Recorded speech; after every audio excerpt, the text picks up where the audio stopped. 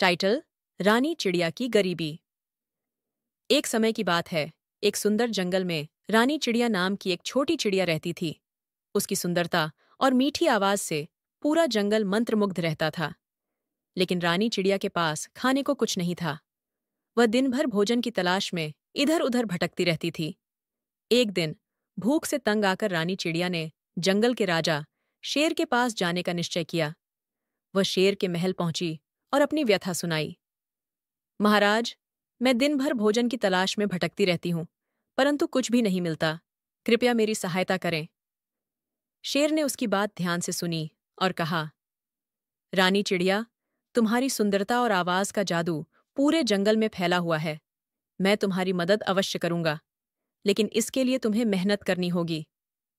रानी चिड़िया ने सिर हिलाकर हामी भर दी। शेर ने उसे सलाह दी कि वह रोज सुबह जंगल के पेड़ों पर बैठकर अपनी मीठी आवाज में गीत गाए।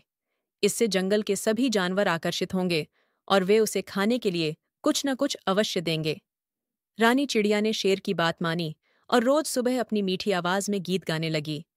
उसकी आवाज सुनकर जानवर खुशी खुशी उसके पास आते और उसे खाने के लिए फल, बीज और दाने देते। धीरे धीरे रानी चिड़िया की गरीबी दूर होने लगी और वह खुशहाल जीवन जीने लगी। इस तरह रानी चिड़िया ने अपनी मेहनत और लगन से अपनी गरीबी को दूर किया और पूरे जंगल में अपनी पहचान बनाई। ये कहानी हमें सिखाती है कि मेहनत और लगन से कोई भी कठिनाई दूर की जा सकती है।